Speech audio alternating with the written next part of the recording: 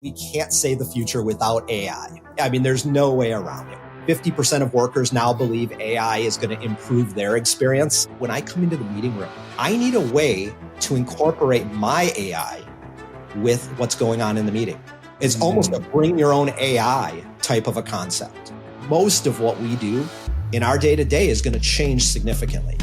Hear the latest AV trends and predictions in this episode of Crestron's Smarter Spaces podcast on your preferred podcast platform. You know, the way I interpret the program, it's all about a green initiative, green being dollars as the primary driver. If you're more worried about green like Luke's definition of green and less worried about green like the planet, you could turn it into another win for everybody. As an end user, buy a big old industrial shredder, take advantage, send the certificate or do whatever that the AVer program requires to get the discount, and then videotape all the big pieces of equipment being shredded in the industrial shredder. Start a YouTube channel, monetize it. There's lots of people that watch that kind of stuff all the time. It's ridiculous, but it exists. AV network security best practices and how to get your gear on the network without getting in trouble. Also taking a look at how successful AV recycling programs can be. All that and more next on AV Week. This is AV Week, episode 714, recorded Friday, April 25th, 2025. Educating the AV user. This is AV Week, your source for the latest in AV news and insights. My name is Tim Albright. I am your host. We begin this week's AV newscast with a shift in manufacturing strategy that could ripple across the AV industry. Blackmagic Design has officially paused plans to build a factory in the United States, citing ongoing uncertainty around U.S. tariffs. The company said fluctuating trade policies could significantly increase costs on imported components, making localized manufacturing less viable, at least for now. The U.S.-based facility was expected to serve North American demand with faster turnaround and supply chain resilience. But the tariff adjustments still in limbo, Blackmagic is holding back. For the AV community, this is yet another example of how global policy is shaping where and how products are made. We turn now to a loss that's being felt deeply throughout the pro AV community. Martin Vanderwood, Vice President of Global Business Development and Marketing at PPDS, has passed away following a sudden cardiac arrest. He was 56. Martin joined PPDS in 2019 and quickly became known for his leadership in sustainability and global business strategy. He brought more than 25 years of experience to the role and helped guide the company through a period of transformation. Colleagues described him as a visionary, a kind friend, and a passionate advocate for a more responsible AV industry. His legacy will not soon be forgotten.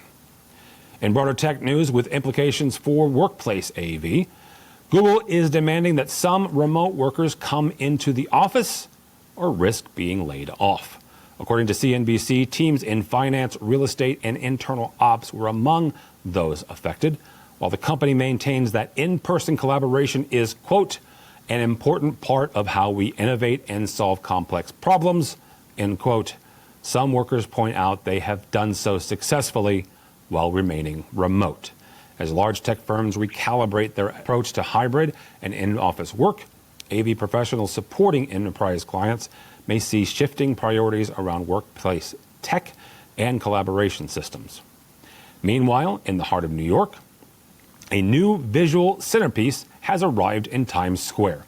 S&A Displays has unveiled a towering curved LED installation at 5 Times Square. The display spans 39 feet high, uses over 8 million pixels, and wraps around the building's corner facade.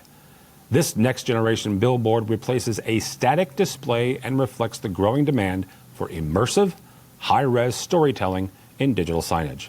The project was delivered in collaboration with Yesco and Sensory Interactive, further cementing Times Square as a global proving ground for cutting-edge display. And finally, a new name for one of the industry's most recognizable integrators. AVI Systems has officially rebranded as Forte, a name chosen to reflect strength, trust, and a forward-thinking vision. CEO Jeff Stabner says the new identity positions the company for continued innovation as a leading integrator of IT, AV, and workplace experience technologies. While the branding has changed, Forte emphasizes that its people, services, and mission remain the same. For clients and partners, it's a new chapter rooted in the same commitment to quality and strategic partnership. That's your 5-minute newscast. Stay with us as we break down the top stories of the week with our panel of industry experts. This is AVWeek. Welcome back. Now we bring you our fantastic roundtable. With us to discuss the news and information we have gathered this week. First and foremost, we can't tell you where she works nor where she lives, but her name is Dawn Mead, and she's freaking awesome. How are you? Very good, Tim. Thanks for having me as usual. Also, somebody who's awesome, but I can tell you where she works, Gina Sansevero from Atlas IED. Welcome, ma'am. Thank you for having me again. I love this group. I'm so excited. I think I sent this in the email chain. I don't have to do any work today because all y'all are smarter than me and you can talk amongst yourselves. The last person that's going to talk amongst themselves, Mr. Luke Jordan from Electroacoustics in Fort Worth. Don't call it Dallas. How are you, sir? Doing good. Glad to be back. Good to see you. First story this week that we're going to cover here is from AV Buyers Club. AVer has introduced a new trade-in program designed to encourage sustainable AV and, quote unquote, simplify hardware upgrades for schools and businesses. The initiative offers support for trading in devices from both AVer and other manufacturers, which is important, helping organizations transition to newer models while reducing electronic waste. AVer is positioning this program as a win for both budgets and the environment. Now, here's what you do. You start out by filling out a trade-in request. AVer assigns a value. You purchase an AVer product, and then you provide proof of proper recycling or destruction to get the value from AVer. So the recycling part is on you. You're not putting it in a box. You're not, if you're familiar with Apple, Apple has a trade-in program. You can buy a brand new Mac. They ship you a box. You ship it back to Apple, right? So this is recycling here is all on you. Don, we're going to start on with you on this. How much weight, how much import do you have when it comes to sustainability, ESG, environmental sustainability, and government's goals? How much does that matter when you're looking at your upgrades, when you're looking at your design decisions? I mean, all other things being equal, it's definitely a deciding point, especially for large corporations like mine. I can't tell you where, but we do have a sustainability and ESG program among many other programs that we have that we feel is a responsibility of our company to the planet. So it is a deciding factor, but if you have a crappy product, we're not going to buy it regardless of how many green credits you get or whatever. That being said, a program like this I think is fantastic. Would not necessarily benefit a few folks in verticals like mine. We have to destroy our own e-waste for reasons of security, which we'll talk about security later. But I think it's a great thing. You know, Earth Day was this week, and regardless of any political climate or any personal opinions, we can't go wrong saving our planet, right? So a program like this that accepts anybody's product, that gives you credit, helps out small businesses and small integrators by giving them discounts, you know, that hopefully they pass along to their customers. I just can't see a lose to it. It seems like a win-win for everybody. Luke, same kind of question here is how important are programs like this when you guys are designing systems and then implementing them for your customers? Yeah, the way I interpret the program, and it's all about a green initiative, green being dollars as the primary driver. Because the, I guess, integrator, potentially the end user is responsible for the proper disposal of the old technology. I don't know if that's like Conan O'Brien throwing it off a roof and hey, look, it's gone. But you're still being forced to usually pay for electronic waste. Maybe you live in a city where they've got an initiative in electronic cycling in place. But more often than not, when I am upgrading old technology, one of the first questions I get is, does this old stuff have any value and how much money will you give me for it? And I tell them, we're in the business of giving you things that meet your new requirements, but we really don't have any hand in giving you money for that. We can help connect you with some of the AV buying or reselling groups They'll give you pennies on the dollar, which is better than nothing. More often than not, we encourage people to find less fortunate, less capitalized groups that have a greater need, and they would be happy to get a 5 or 10-year-old product because it's better than their 20 or 30-year-old product. But no, I don't really see it being a huge advantage or desire of a lot of our end users to not only get new equipment, but see their old equipment being disposed of in a responsible way. So it really just depends who your end user is and what your own strategic initiatives are going forward.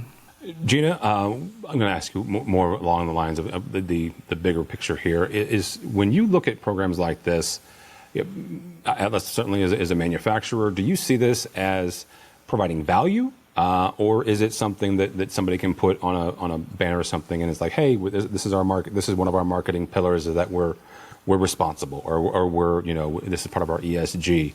Does this really move the needle when it comes to the industry overall as a big picture? My opinion only, not that of Atlas IED, but this confuses me.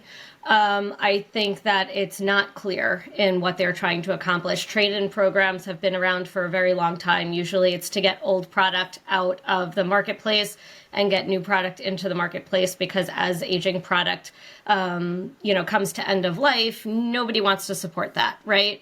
And as technologies evolve, the interoperability is reduced. So you want to get that old technology out of the marketplace. So trade-in programs are a common way of doing that. Trade-up programs are a common way of doing that. However, I have not seen one that has so blatantly tried to align itself as a green alternative while not providing any green.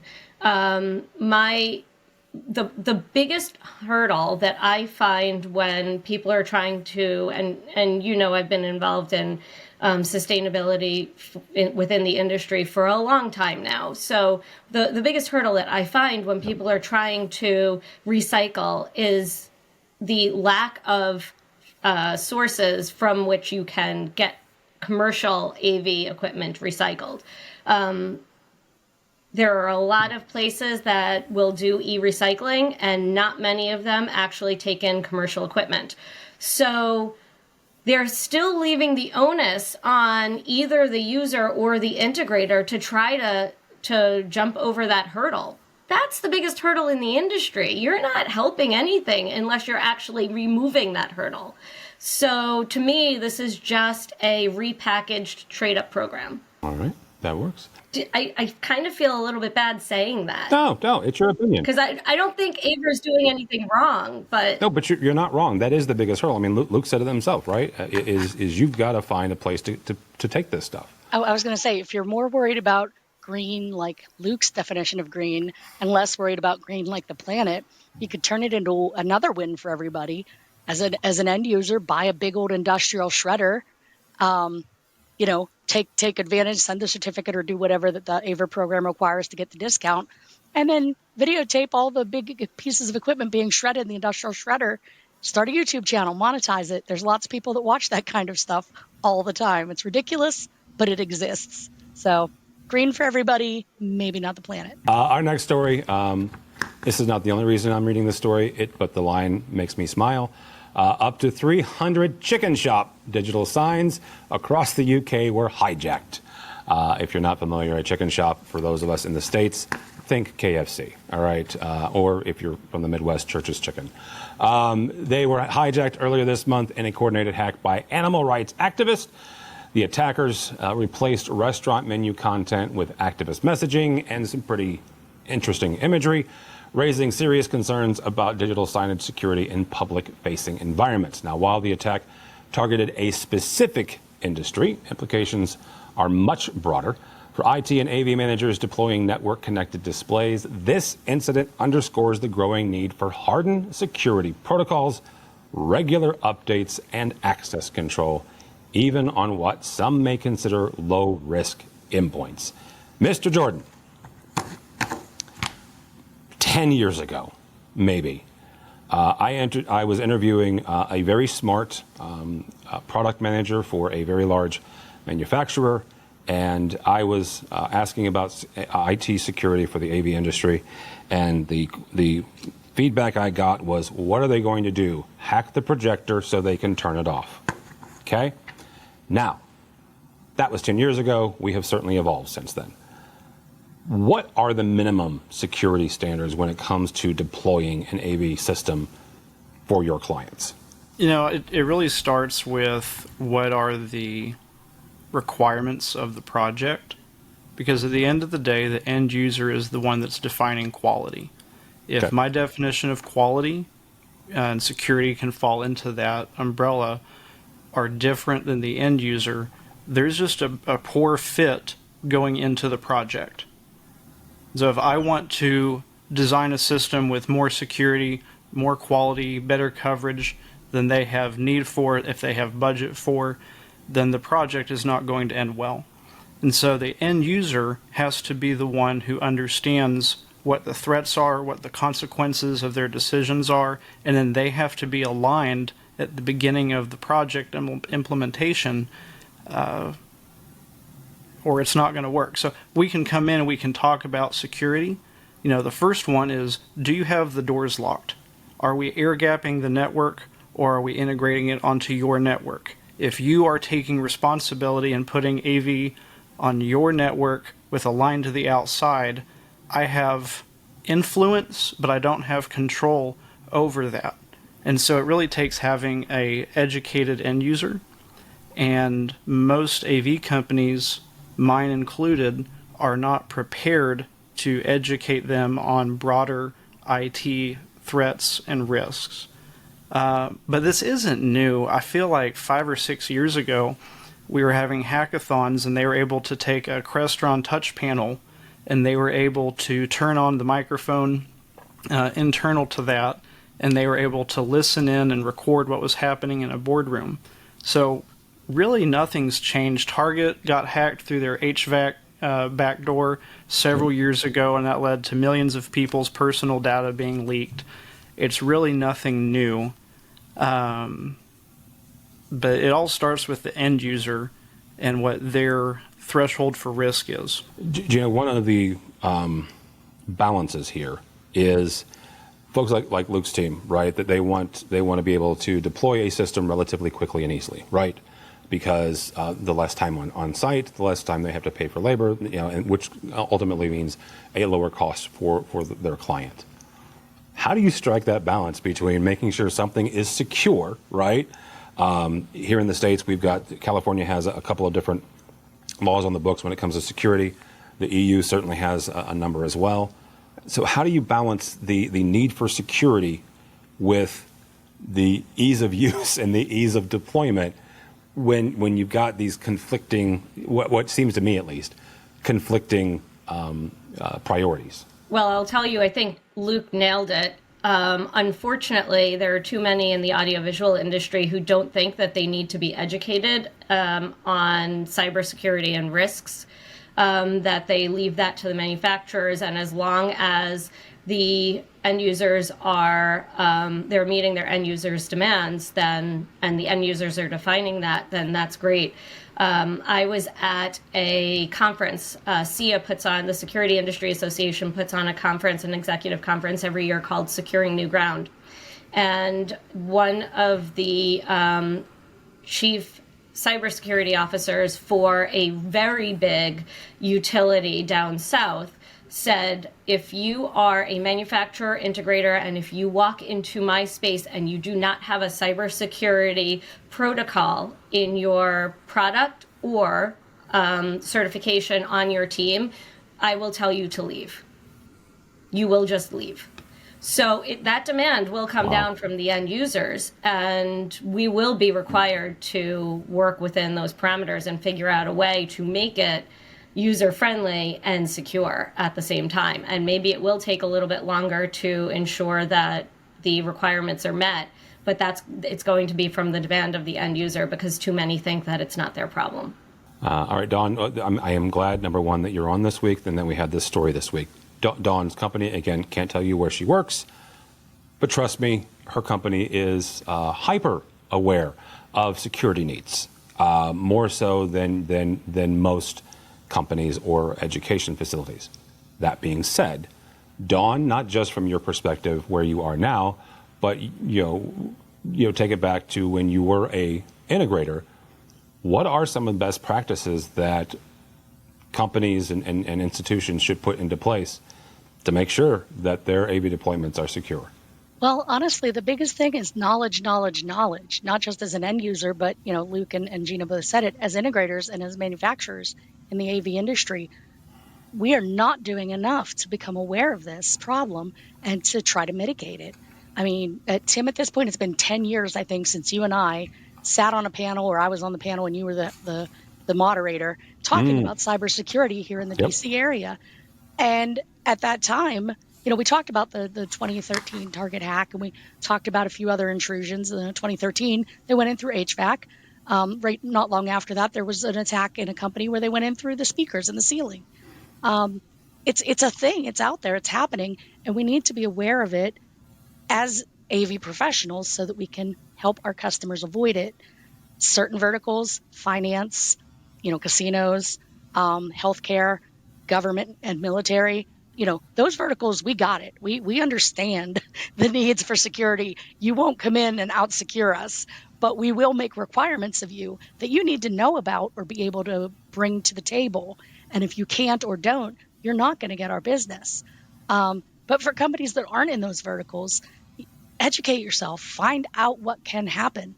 I've been working in this company for about 8 years now. Prior to that, I've been an AV integrator in the DC area for like 20 years at this point.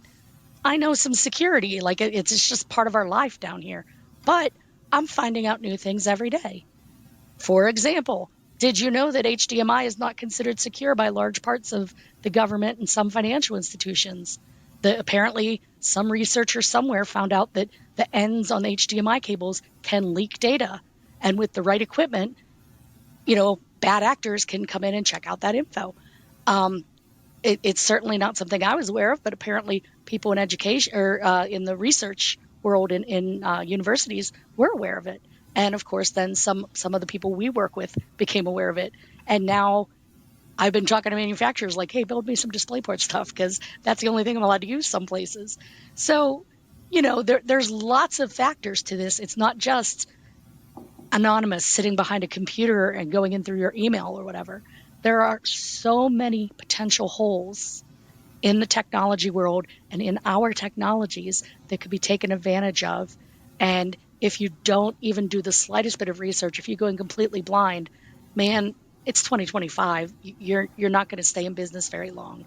And even if you think you know all there is to know about security, keep reading, keep researching, keep learning, because man, as quick as we come up with solutions, the bad guys are going to come up with more and more exciting, more better options of getting in. So, plug one hole, they're going to drill another. Would you put more credibility into a company that has invested in and has ongoing compliance with the ISO cybersecurity standard? Obviously, any kind of cybersecurity standard at this point is good from our industry because not a lot of folks are digging in there. ISO is a step in the right direction. But even with ISO standards, even with certain certifications and, marks checked off, I still have to submit anything that comes in my door to our security team. And after that security team approves it, we may have other security teams for our customers. So it's a very long process to get a piece of equipment approved for us to use anywhere. So definitely stick with ISO, see what else there is, check government, check finance, check, the different verticals, healthcare, to make sure your HIPAA certifications and such. There's a lot of different certs out there and they all look for slightly different things. And the more educated you and your company are, the more likely you're able to get that across the board domination of the market that I'm sure we all look for as manufacturers. So, are there standards that you can apply? Let's say that you do a job with Dawn and her team. Can you then take those standards and apply that across the board to as maybe a best practice to another client, they might push back on you, right? But you've at least set like this is the electroacoustic standard. Now, if you choose to go beyond that, that's fine, right? And you kind of said that, right? It's a little bit on the client, but can you go and say that this is our minimum? Yeah, there's can and should. So we have a standard for drawings. This is the information that we put on our drawings. If it's on the wall or in the floor, it's on a floor plan. If it's in the ceiling, it's in a RCP. We have line drawings that show how things wire together. We've got plate and rack details that provide more information. And we consider that to be the minimum amount of information needed to communicate to our team how to build the project and to our service team how to service the project when it's done. I have a Catholic church that's in a pretty remote location. There's 3 Catholic parishes, and they form like a tri-parish committee to handle finances because they're in this remote location and they don't have a whole lot of cash coming in. So we did a job in 2000, and the Crest amplifiers finally died, and so they asked me for a proposal to replace them. And so I get a call from a middle school teacher who's been involved with AV for the 3 parishes for a long time, and he says, your price on the amplifiers checks out, your labor price checks out, but what's this $932 for design? I said, well, we've got to go through, we've got to scrub the list, make sure that what we're ordering is in fact the correct parts, that it all checks out, and then we've got to update our drawings so that we have an accurate system on paper to match the install. And he says, well, these people don't know anything about AV, that doesn't help them. We're not willing to pay for that. Just because it helps you, if it helps you and if it adds that much value to you, well, that's for you, but that shouldn't be something we pay for. And so I just said, look, that's the price. I understand if that's not something that you value. And so they'll go somewhere else, or they'll decide that our ability to service them and maintain accurate drawings, which is our standard, is important. So jury's out. I'll find out next week. But I think that applies directly to the issue we're talking to here. And it goes back to the point I made earlier.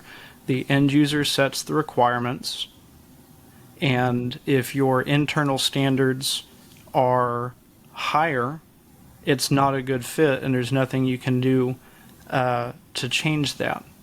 So something that General Dynamics did, now Lockheed Martin, in the 80s, is they started requiring all of their manufacturers to complete a minimum security, minimum quality certification. And Texas Nameplate, a local metal engraving nameplate company, said, we're not going to do that, we're happy with our quality. And they said, that's fine, you don't work for us anymore. And that was about 80% of their business at the time, so they quickly changed their tune. And then ended up winning the Texas State Quality Award and the Malcolm Baldrige Federal Quality Award because they realized that those quality improvement initiatives made such a big difference to their profit, to their excess waste, and to their processes that they couldn't live without that. It was a wonderful case study. So I think security, again, the integrators have to be educated on what it is, what the benefits are, and decide if they are willing to comply with that across the board, and then find clients that value that, because that's what pays for it. Your clients pay for everything at the end of the day. One little caveat to that is don't necessarily write off a client if they tell you your standards are higher than the client's standards. Maybe once you explain it, they'll say, oh my God, we never even considered that. I want to use you because nobody else even mentioned that.